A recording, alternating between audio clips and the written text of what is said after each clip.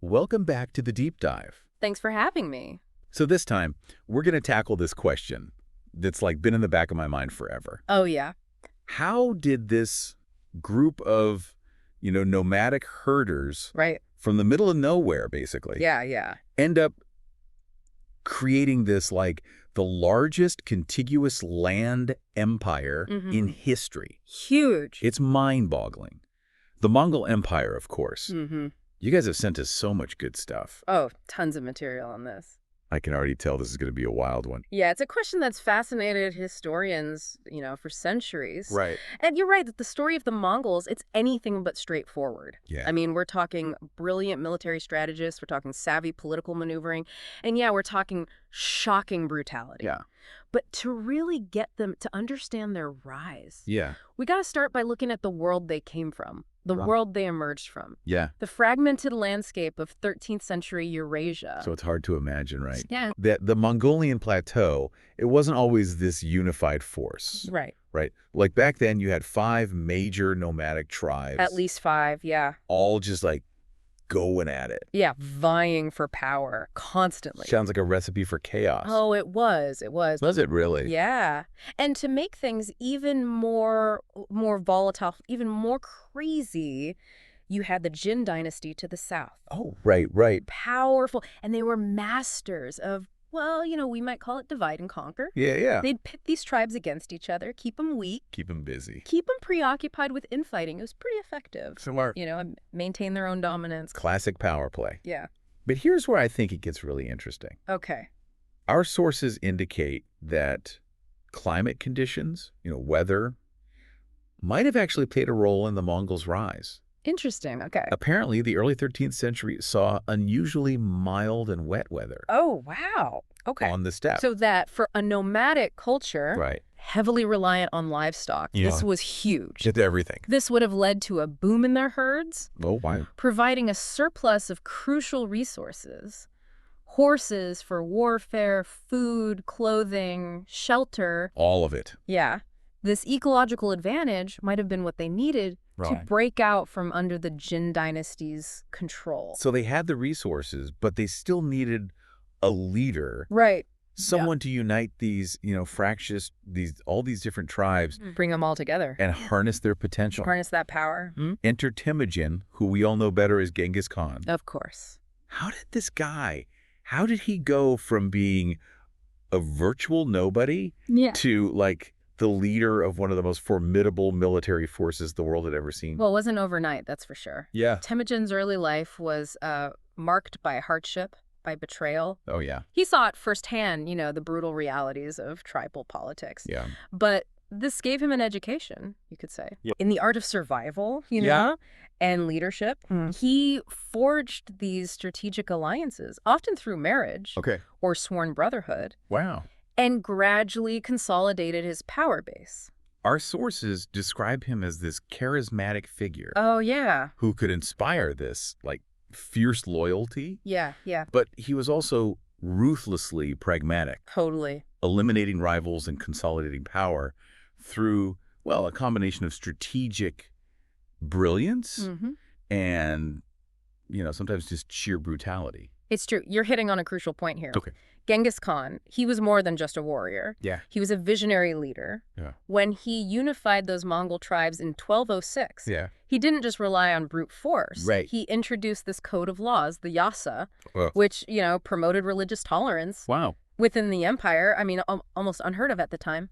Really? It regulated everything. I mean, marriage and family to theft and murder. No. He also established a meritocracy, Okay. promoting people based on their skills Okay. and their loyalty rather than just their tribal affiliation. So that helped to break down those old rivalries. Allegedly fostered a sense of unity among the Mongols.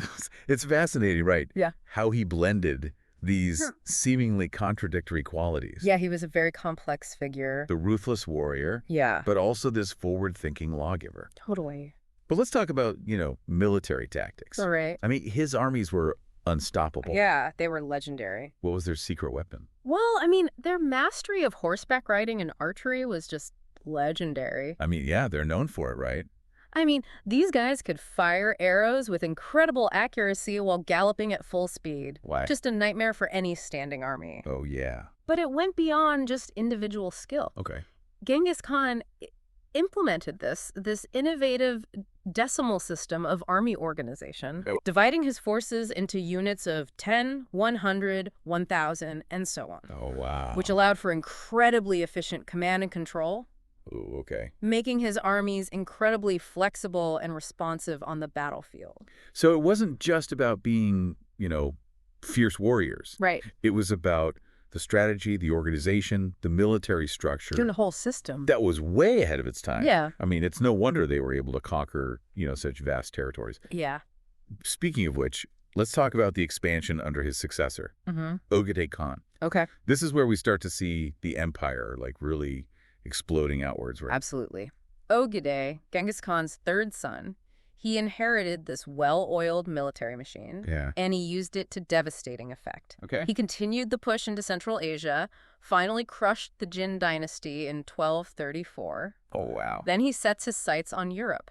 Wow. One of the most chilling accounts that you sent Yeah. describes the Mongol invasion of Kievan Rus'. Oh, yeah. Imagine a once thriving city like Kiev Yeah. reduced to countless skulls and bones of dead men lying about on the ground. Oh, wow. So, I mean, it just paints a picture That's brutal. of the sheer terror the Mongols inspired. It's a reminder, isn't it, Yeah, of the brutality of that era. it really is.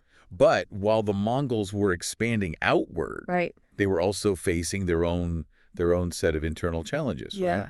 Even as they were conquering vast swaths of territory, Yeah. the seeds of internal conflict were already being sown. Oh, okay. Remember, the empire was built on a foundation of tribal alliances. Right. And these could be fragile. Yeah. Maintaining unity, especially as the empire grew and different factions gained power. Right. Right. It was a constant struggle. Yeah. And those struggles, they really came to a head after Ogedei's death in 1241. Imagine you've got this massive empire Yeah. stretching across continents. That's huge. And suddenly the question of who's in charge, Right. it becomes a matter of life and death. Oh, yeah. Big time. Yeah. Talk about a power vacuum. Oh, yeah. Our sources describe this period as incredibly chaotic, Yeah, with different factions all vying for control. absolutely. It must have been a recipe for disaster, right? It certainly didn't help Yeah. the empire's stability. Right. There were power struggles, assassinations, I mean, you name it. Wow. And all of this is happening while Mongol armies are still engaged in campaigns across Eurasia. Oh, wow. It's amazing. So they're still going. Oh, yeah. Oh, wow. I mean, it's a testament to their military discipline that they were able to hold things together Right. as well as they did. It's incredible. But eventually, someone had to emerge from this chaos. Right. Right? Right. And that someone was Mongol Khan, Yes. who took the reins in 1251. Yeah. Tough guy. Our sources portray him as this, really tough, Yeah. tough as nails leader. Yeah. Who was determined to, consolidate power no matter the cost.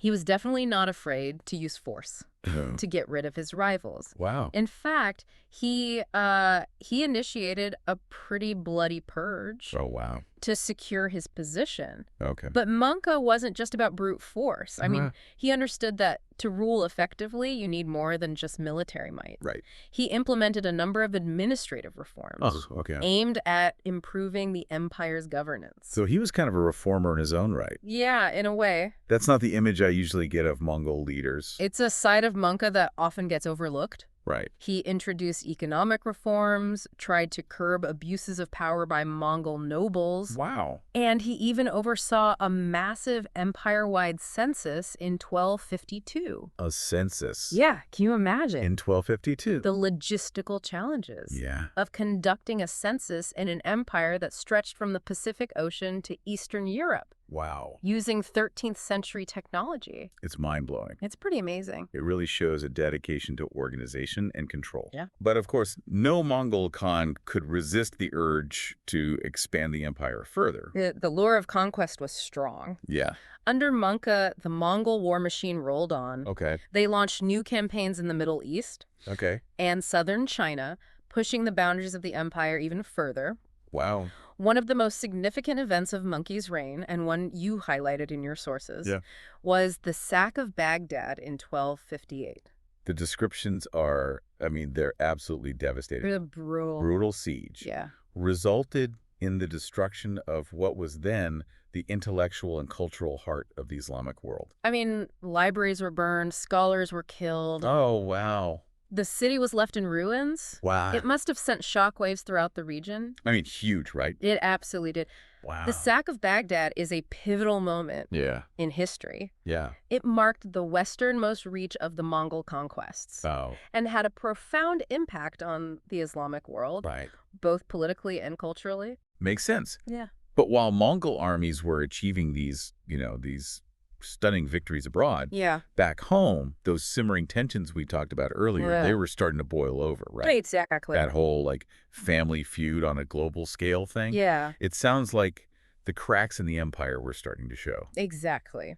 And one of the key fault lines was the growing rivalry between Batu Khan, Okay. who ruled the Golden Horde in the west, Right. and Hulagu Khan, who led the Mongol forces in Persia. Okay. These were two powerful branches of the Mongol family, Yeah. and their ambitions were increasingly clashing. Oh, wow. It's a classic case of an empire becoming too big Right. and too diverse to hold together. So many different moving pieces. Yeah. And then into this already volatile mix Right. steps Kublai Khan. Oh, yeah. This figure who would go on to become almost as legendary as his grandfather, Genghis Khan. Kublai's story is fascinating. Yeah. He was actually in the midst of a campaign in southern China. Okay. When he received news of Mongol Khan's death in 1259. Oh, wow. And this triggered a succession crisis. Okay, yeah. With Kublai's brother, Bök, challenging his claim to the throne. Oh, wow. So not only did he have to deal with the usual Mongol power struggle, Right. but he was also trying to conquer a whole other empire At the same time. at the same time. I mean, that's multitasking on another level. Multitasking, yeah, to the extreme. Yeah, wow. The succession dispute turned into a full-blown civil war, Oh, wow. which Kublai eventually won in 1264. Okay. But this conflict, it took its toll, Yeah, drained the empire's resources, right. and further exacerbated those internal divisions Wow. we were talking about. But Kublai was clearly a force to be reckoned with. Oh, yeah. He went on to establish the Yuan dynasty in China Yeah. in 1271, That's right. marking a new era for both the Mongols and for China. A new chapter. He even moved his capital to Khanbalik, which we now know as Beijing. Yeah. It's incredible. I mean, and his ambition didn't stop there. Right. I mean, he launched campaigns to conquer the remaining parts of southern China, Oh, wow. finally defeating the Song dynasty in 1279. Wow. This victory unified all of China under Mongol rule for the first time in history. It's amazing how he was able to pull that off, considering all the challenges he was facing. Yeah. But Kublai wasn't just a conqueror, was he? No. He also oversaw this period of significant cultural and economic exchange, right? That's right. Like the Pax Mongolica, The Pax Mongolica, that era of relative peace and stability. within this vast Mongol domain, Yeah. fostered a flourishing of trade and cultural exchange along the Silk Road. Wow. You can think of it as a sort of medieval globalization. Oh, okay. Goods, ideas, and people traveling between East and West like never before. Wow. Yeah. And one of the most famous examples of this exchange is the journey of Marco Polo, right? Right. I mean, his accounts of his travels through the Mongol Empire Yeah. gave Europeans their first real glimpse Yeah, into the wonders of the East. exactly. Marco Polo's travels, along with those of other individuals like Rabban Bar Sama, Oh, yeah? this Nestorian Christian monk Wow. who journeyed from China to Europe, Wow. illustrate just how interconnected Yeah. the world had become under Mongol rule. That's incredible. It was a time of remarkable cultural ferment, Yeah. with new ideas and technologies spreading across vast distances. It's incredible to think about how this nomadic culture from the steppes of Central Asia played such a pivotal role Right. in connecting different parts of the world. Yeah, But as we know, all good things must come to an end. they do. And the Mongol Empire was no exception. No. What were the factors that ultimately led to its decline and fragmentation? Well, the seeds of the empire's downfall were sown even during its peak. Oh, okay. As we've discussed, those internal divisions. The rivalries between different branches of the Mongol family Right. never truly went away. Yeah, those always lingered. They did. And as the empire grew larger, it became increasingly difficult to govern. Right. effectively from a single center. So it's like that old saying, right? Yeah. The bigger they are, the harder they fall. Yeah, exactly. Right.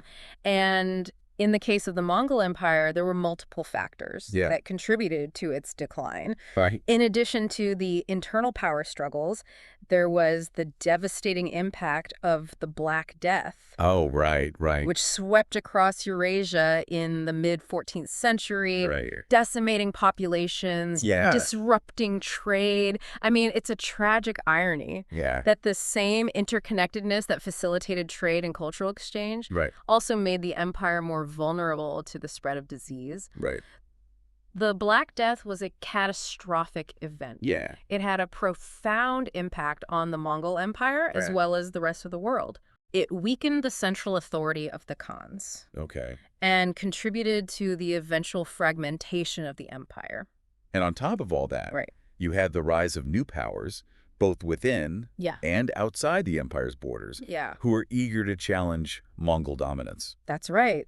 The Yuan dynasty in China faced growing resistance from the native Han Chinese population, okay. who resented Mongol rule. Right.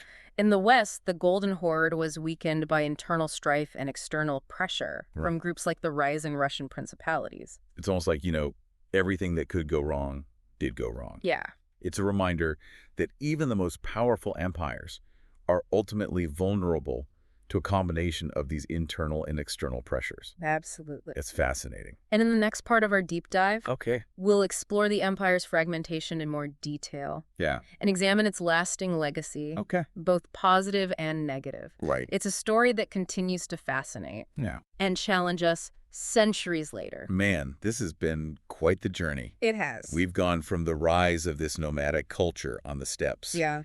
to the creation of this massive empire that stretched across continents. Across the world, really. And we've seen how that empire, yeah. despite its power, its achievements, Mm. ultimately succumbed to all these different pressures, internal and external. It's a classic rise and fall narrative, but with so many twists and turns along the way. Yeah, definitely not straightforward.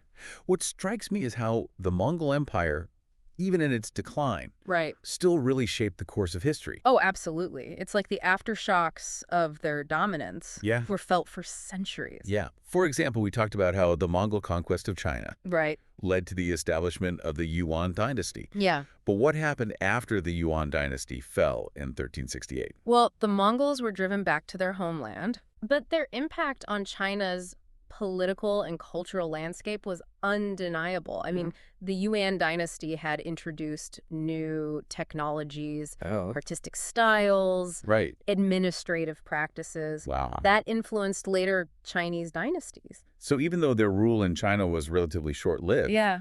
they left a lasting mark. Absolutely. And the same can be said for other parts of the empire. I Right. mean, the Golden Horde, which ruled over, much of Russia for centuries, Yeah. had a profound impact on Russian culture and politics.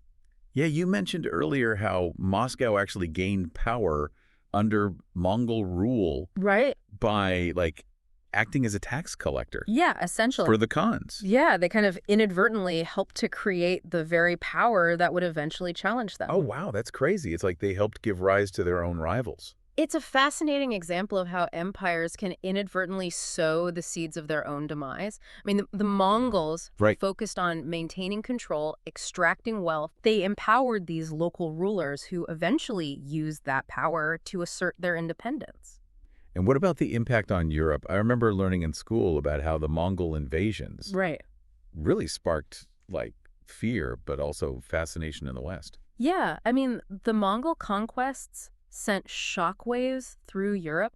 They exposed Europeans to new technologies like gunpowder and also created these new trade routes that connected East and West. It's like the Mongols were, in a way, responsible for kicking off this period of exploration and exchange Right. that would eventually lead to the Renaissance Yeah. and the Age of Discovery. It's a thought-provoking idea, isn't it? Yeah. That the Mongol conquests, despite their brutality, had this profound impact on the course of world history. Yeah. I mean, they disrupted old power structures, Yeah. created new connections, exposed different cultures to each other in ways that had never been seen before. It's like they were this catalyst for change, Yeah, both positive and negative, absolutely. on this global scale.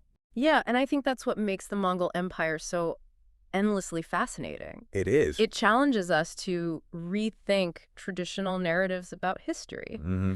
to consider the complex ways in which different cultures and civilizations interact and influence each other. Yeah. And it leaves us with so many questions, too, to ponder. So many Like, questions. what would the world look like today if the Mongol Empire had never existed? Right. Or, like, how did a culture that valued, personal loyalty and kinship Right. manage to build and govern such a vast and diverse empire? Yeah, those are great questions. And I mean, they're just the tip of the iceberg. Yeah. I mean, the Mongol Empire is like a giant puzzle with Yeah. pieces that are still being discovered and debated by historians today. Well, I think it's safe to say that this deep dive has only scratched the surface Yeah, of this complex and fascinating topic. for sure. But it's definitely given me a new appreciation for the Mongol Empire and its impact on the world. I'm glad to hear that. And hopefully it sparked your curiosity to learn even more.